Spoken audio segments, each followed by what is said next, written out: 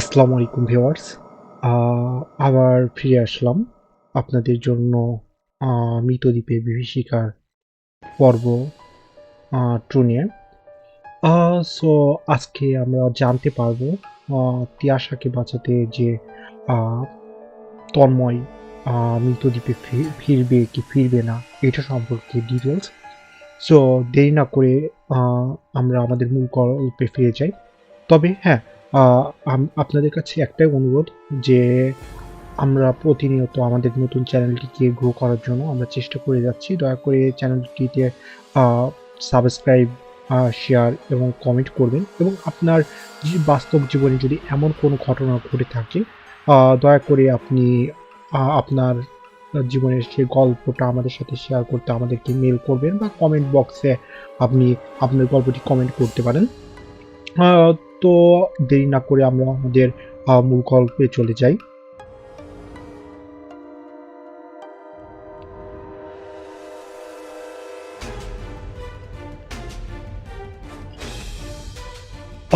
ওকে, দেন তিয়াসার সাথে যে কথাটা হচ্ছিল না আপু, তীব্র এক আর্তনাদ করে বিছানার উপর লাফ দিয়ে উঠে বলল তনু। তার সারা শরীর থরথর করে কাঁপছে, কপালের বিন্দু বিন্দু ঘাম ঝরে পড়ছে, বুকটা এমনভাবে ওঠানামা করছে যেন এইমাত্র কয়েক মাইল দৌড়ে এসেছে। ঘরের নিস্তব্ধতা ভেঙে তার এই চিৎকার পাশে শুয়ে থাকা সাগর ধরফর করে উঠে বসল। তনুর এই অবস্থা দেখে সাগর ঘাবড়ে গেল। সে তাড়াতাড়ি সাইড টেবিলে থেকে পানির গ্লাসটা হাতে নিয়ে তনুর মুখের কাছে ধরে উদ্বিগ্ন হয়ে বলল, কি হয়েছে তনু? এ নাও, আগে একটু পানি খেয়ে নাও, শান্ত হও। তনু কাঁপতে কাঁপতে গ্লাসটা ঠোঁটের কাছে নিল ঠিকই, কিন্তু ঢোক গিলতে পারল না। তার হাত এতটাই কাঁপছিল যে গ্লাসটার অর্ধেক পানি তার মুখের উপর দিয়ে বিছানায় গড়ে পড়ল। তনু গ্লাসটা সরিয়ে ফুঁপিয়ে ফুঁপিয়ে কেঁদে উঠল। সাগর তনুর পিঠে হাত বুলিয়ে পরম মমতায় বলল, কি স্বপ্ন দেখেছ যে এমন ভাবে হাঁপাচ্ছ?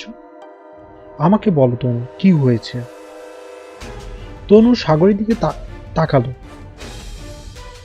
তার চোখের দৃষ্টিতে এখনো চরম এক আতঙ্ক ছাপ স্পষ্ট। সে ঢোক গিলে কাঁপা কাঁপা গলায় বলতে শুরু করলো, আমি আমি আপুকে দেখেছি সাগর। আপু একদম ভালো নেই, খুবই ভয়ঙ্কর একটা জায়গায়, ঘুটঘুটে অন্ধকার একটা স্যাঁতসেঁতে ঘরের ভিতরে আপুকে শেকল দিয়ে বেঁধে রাখা হয়েছে। ওর সারা গায়ে আঘাতের দাগ, জামা কাপড় রক্তে ভিজে আছে। দিন রাত তার উপর অমানবিক নির্যাতন করা হচ্ছে। আপু যন্ত্রণায় ছটফট করছিল আর আমার দিকে হাত বাড়িয়ে বারবার ডাকছিল, তনু আমাকে বাঁচা, আমাকে এখান থেকে নিয়ে যা। কিন্তু আমি আমি দাঁড়িয়ে থেকে একে শুধু দেখলাম, কিন্তু কিছুই করতে পারলাম না। কথাগুলো বলতেই তনু সাগরের বুকে আশ্রে পড়ে হাউমাউ করে কেঁদে উঠল। সাগর তাকে শক্ত করে জড়িয়ে ধরে সান্ত্বনা দেওয়ার চেষ্টা করল। কাঁদবে না তনু, একদম কাঁদবে না। এক- এটা শুধু একটা খারাপ স্বপ্ন। আমি কথা দিচ্ছি, তোমার আপু একদিন ঠিক আমাদের মাঝে ফিরবে। কিন্তু মন শক্ত করো। কিন্তু সাগরের কথায় তনু কান্না থামালো না। সে সাগরের হাত খামচে ধরে ভাঙা গলায় বলতে লাগলো, না সাগর, আমার মন বলছে আপু ভালো নেই। আমার আপুর ওপর কোনো বড় বিপদ নেমে এসেছে। ওকে আমাদের বাঁচাতে হবে। সাগর নীরবে তনুর মাথায় হাত বুলিয়ে দিতে লাগলো, কিন্তু তার নিজের মনের ভেতরে অজানা এক আশঙ্কায় মেঘ জন্য ঘুরতে থাকলো। পরের দিন সকালবেলা ড্রয়িং রুমের সোফায় স্থির হয়ে বসে আছে তন্ময়।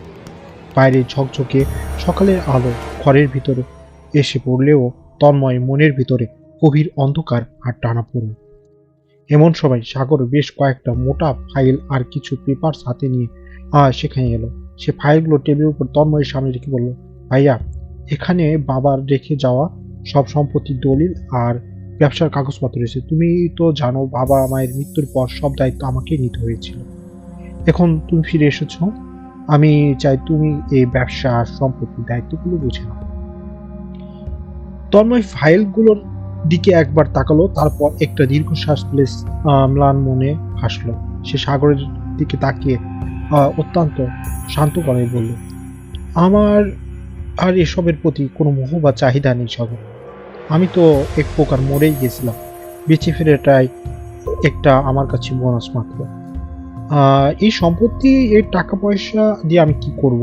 তুই যেটা করছিস, এত সুন্দর করে সব সামলাচ্ছিস, সেটাই কর। সাগর একটু জেদ ধরে বলল, কি বলছো এসব ভাইয়া? তোমার জীবন এখনো অনেক পড়ে আছে। অতীত নিয়ে পড়ে থাকলে তো আর চলবে না।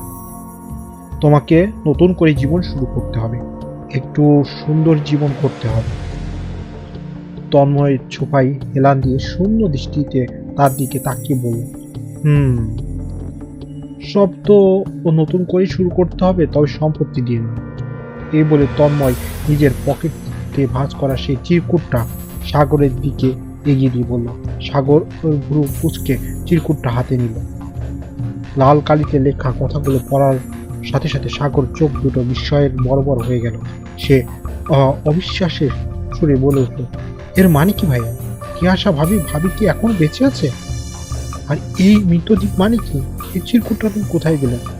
ঠিক সে মুহূর্তে তনু রান্নাঘর থেকে ড্রয়িং রুমে আসছিল চায়ের ট্রে নিয়ে। সাগরের মুখে তিয়াশার নাম আর চিরকুটের কথা শুনে ট্রেটা টেবিলে নামিয়ে রেখে প্রায় দৌড়ে সাগরের পাশে এসে দাঁড়ালো।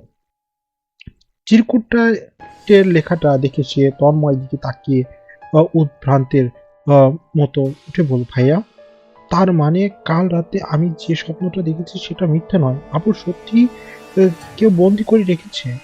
আমি কাল রাতে সাগরকে বলছিলাম আপু বিপদে আছে। তন্ময় সোজা হয়ে বসলো, তারপর চোখে মুখে আহ এখন তার কোনো ক্লান্তি বা হতাশা নেই, বরং আছে ইস্পাতের মতো কঠিন দৃঢ়তা। সে গম্ভীর গলায় বলল, আমি আর এক মুহূর্তে করতে চাই না সাগর। আমাকে যে কোনো মূল্যে ওই অভিশপ্ত দ্বীপে যেতেই হবে, তিয়াশার খোঁজ না হওয়া পর্যন্ত। রাজীবের আহ, অর- অর্ধ রাজীবের এ ধরনের ব্যবহার, তোমার বাবা মায়ের মৃত্যু, এই সব কিছুর উত্তর ওই মৃত দ্বীপে লুকিয়ে আছে। সব রহস্য সমাধান ওই দ্বীপেই মিলবে। সাগরের সাথে সাথে প্রতিবাদ করে উঠল, না ভাইয়া, তুমি একা ওই দ্বীপে যাবে না, আমরাও তোমার সাথে যাব। তিয়াশা ভাবিকে একা তোমার উপর ছেড়ে দিতে পারি না। কোনো সাই দিয়ে দিয়ে কণ্ঠ বলে, হ্যাঁ ভাইয়া, আমিও যাব। আমার আপুকে আমি চোখের সামনে দেখতে চাই। তন্ময় তাদের থামিয়ে বলল, পাগলামি করিস না তোরা, ওই দ্বীপ সাধারণ কোন জায়গা না। তোরা জানিস না আমি সেখানে কি দেখেছিলাম। আমি তোদের দুজনকে ওই ভয়ঙ্কর বিপদের মুখে ঠেলে দিতে পারি না। সাগর এবার একটা দীর্ঘ শ্বাস ফেলে বলল, আহ, তার চেহারায় ফুটে উঠল এক অদ্ভুত অসহায়ত্ব। সে নিচু গলায় বলল, বিপদ তো অনেক আগেই শুরু হয়ে গেছে ভাইয়া, তুমি চাইলেও আর আমাদের বিপদ থেকে দূরে রাখতে পারবে না। তন্ময় ভুরু কুঁচকে সাগরের দিকে তাকালো, মানে কি? তুই কি বলতে চাস? তোর মাথা নিচু করে বলল, আমরা তোমার কাছে একটা খুব বড় বড় কথা লুকিয়ে রেখেছি ভাইয়া। তো তোমাকে সেদিনের অবস্থায় এ কথাটা বলার সাহস আমাদের ছিল না। তন্ময় অস্থির হয়ে সোফা থেকে উঠে দাঁড়ালো, কি কথা? তোরা আমার কাছে কি লুকিয়ে রেখেছিস, বলে বল। সাগর সোজা তন্ময়ের চোখের দিকে তাকিয়ে বলতে শুরু করলো, ভাইয়া, তিয়াশা ভাবির বাবা মায়ের মৃত্যুর কথা তো তোমাকে বলেছিলাম, কিন্তু শুধু ওনারাই নন, তিয়াশা আর বাবা মাকে খুন করার মাত্র কয়দিন পর আমার মানে আমাদের বাবা মাকে ঠিক একইভাবে নৃশংসভাবে মেরে ফেলা হয়েছে। কথাটা শুনে তন্ময়ের পায়ের নিচ থেকে মাটি সরে গেল। সে থরথর করে কাঁপতে লাগলো। সাগর বলতে থাকলো, পুলিশ ইনভেস্টিগেশন করে জানতে পারে এই জোড়া খুনের পেছনে কোনো সাধারণ অপরাধী নেই। এর পেছনে রয়েছে ভয়ঙ্কর এক কাঠ ও গোপন দল। এরা কোনো এক অশুভ শক্তির উপাসনা করে, খুব সুপরিকল্পিতভাবে মানুষকে টার্গেট করে। তারা অত্যন্ত ভয়ানক এবং বাজেভাবে মানুষকে মেরে ফেলে। শুধু তাই নয়, বাবা মাকে মারার পর ওরা তাদের পেছনে পড়েছিল। আমাদের উপর নজর রাখা হচ্ছিল, সেই কারণে আমরা বাধ্য হয়ে তনুকে নিয়ে নিয়ে নিজেদের শহর ছেড়ে আমরা এখানে লুকিয়ে আছি। ভেবেছিলাম এখানে হয়তো বাঁচবো। তনুর চোখে জল এসে গেল। সে কাঁপা কাঁপা গলে বলল, ওরা খুবই ভয়ঙ্কর ভাইয়া। ওদের কোনো দয়া মায়া নেই। কিন্তু সবচেয়ে বড় ব্যাপার কি জানেন, এই কাল্টের সদস্যরা নিজেরা কোনো সিদ্ধান্ত নেয় না। তার এমন একজনের হয়ে কাজ করে যাকে কেউ কখনো দেখেনি। সেই মুখোশধারী মাস্টার মাইন্ড লোকটা কে, আর আমাদের পরিবারের সাথে কিসের এত শত্রুতা, তা আমরা কেউই জানি না। তন্ময় স্তব্ধ হয়ে সব শুনছিল। তারপর মাথা তার শিরাগুলো দপদপ করে উঠল। তার মানে পুরো পরিবারকে খুব ঠান্ডা মাথায় খুন করা হয়েছে, আর এই সব কিছুর কেন্দ্রবিন্দুতে রয়েছে তিয়াশা আর সেই মৃতদ্বীপ। সাগর আরও কিছু বলতে যাচ্ছিল, ঠিক তখনই ড্রয়িং রুমে নিস্তব্ধ ভেঙে সাগরের পকেটে থাকা মোবাইল ফোনটা তীব্র শব্দে বেজে উঠল। সাগর দ্রুত ফোনটা বের করে স্ক্রিনে তাকালো। তারপর কপালে গাঢ় ভাঁজ। একটা আননোন নাম্বার থেকে কল এসেছে। বুকের ভেতরে তুকপুকানি নিয়ে সাগর কলটা রিসিভ করে কানে ধরল। হ্যালো। ওপাশ থেকে কয়েক সেকেন্ড কোনো কথা ভেসে এলো না। তারপর একটা খসখসে কণ্ঠস্বর ফিসফিস করে একটা কিছু বলল। কথাগুলো শোনা মাত্রই সাগর গায়ে রক্ত হিম হয়ে গেল।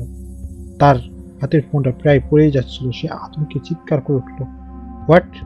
এটা কিভাবে সম্ভব? ওপাশ থেকে কলটা ততক্ষণে কেটে দেওয়া হয়েছে। তন্ময় সাগরের কাঁধ ধরে ঝাঁকি বল, কি হয়েছে সাগর? কার ফোন? কে কল দিয়েছিল? সাগরের মুখটা ফ্যাকাশে হয়ে গেছে। সে ঢোক গিলে কাঁপতে কাঁপতে বলল, ওরা ওই শহরে পৌঁছে গেছে ভাইয়া। কাল্টের লোকেরা আমাদের বর্তমান বাড়ির ঠিকানা খুঁজে বের করে ফেলেছে। ওরা বাড়ির নিচে চলে এসেছে। কথাটা শোনা মাত্রই তরু ভয় একটা অস্ফুট চিৎকার করে উঠল। সে আতঙ্কে গুটিয়ে সাগরের হাত শক্ত করে ধরল। তন্ময় এক মুহূর্তে সময় নষ্ট করল না। তার চোখে এক দৃষ্টি এখন শিকারী বাঘের মতো তীক্ষ্ণ। সে দ্রুত সাগরের দিকে ঘুরে নির্দেশ দেওয়ার ভঙ্গিতে বলল, সাগর, আমার কথা মন দিয়ে শোন। তুই এক সেকেন্ডও দেরি না করে তনুকে নিয়ে পেছনে দরজা দিয়ে বেরিয়ে যা। গ্যারেজ থেকে গাড়ি নিয়ে সোজা শহর থেকে বেরিয়ে যাবে। আমি ওদের ম্যানেজ করছি। সাগর মাথা নেড়ে তীব্র আপত্তি জানিয়ে বলল, না ভাইয়া, তোমাকে ওই খুনিদের সামনে একা ফেলে আমি রেখে যেতে পারি না। তন্ময় সাগরের দুই কাঁধ শক্ত করে ধরে তার চোখের দিকে তাকিয়ে ধমকের সুরে বলল, পাগলামি করিস না সাগর। আমি এই 5 বছর মৃত দ্বীপের বিভীষিকা কাটিয়ে জমের মুখ থেকে ফিরে এসেছি। এই সাধারণ গুন্ডারা আমার কিছুই করতে পারবে না। তুই তনুর কথা ভাব। ওর যদি কিছু হয়ে যায় তুই নিজেকে আর কোনোদিন ক্ষমা করতে পারবি না। আমার কথা শোন, তোরা যা এখান থেকে। তন্ময়ের এই রুদ্রমূর্তি দেখে সাগর আর কথা বলার সাহস পারল না। সে বুঝতে পারল এই মুহূর্তে তর্ক করা বোকামি। সে তনুর হাত শক্ত করে ধরে দরজার পিছন দিকে ছুটতে লাগলো। যাওয়ার আগে একবার পেছনে ফিরে তাকালো তন্ময়ের দিকে। তন্ময় হাত নেড়ে তাকে অভয় গেল। পেছনের দরজা দিয়ে সাগর তনু বেরিয়ে যেতেই পুরো বাড়িটা একদম শান্ত হয়ে গেল। কয়েক সেকেন্ডের নীরবতা। তারপর সেই নিস্তব্ধতা চিরতরে বেজে উঠল মেন দরজার কলিং বেলে। তন্ময় গভীর একটা নিঃশ্বাস নিল। সে নিজের শার্টের হাতা দুটো ধীরে ধীরে ফোল্ড করলো। তারপর চোয়াল শক্ত করে উঠল। চোখের দৃষ্টিতে কোনো ভয় নেই, আছে শুধু চরম প্রতিশোধ। ধীরে ধীরে আত্মবিশ্বাসী পায়ে তন্ময় এগিয়ে যেতে লাগলো মেন দরজার দিকে। এখানেই শেষ হলো মূলত এই পর্ব 2। পরবর্তী পর্বগুলো ক্রমান্বয়ে আসতে থাকবে। সো আপনারা অপেক্ষা করবেন আশা করি। যদি ভালো লাগে দয়া করে লাইক, শেয়ার, সাবস্ক্রাইব করবেন। আর আমাদের ভিডিওগুলোর কোন কোন দিকগুলোতে আরও ইমপ্রুভ করা যায় দয়া করে আমাদের সাজেশন দিবেন। আশা করি সেই অনুযায়ী আমরা ইমপ্রুভ করব। এবং আপনাদের মতামতের গুরুত্বপূর্ণ মতামতের জন্য কমেন্ট সেকশন আছে, সেখানে দয়া করে জানাবেন। সকলে ভালো থাকবেন। আল্লাহ হাফেজ। আসসালামু আলাইকুম।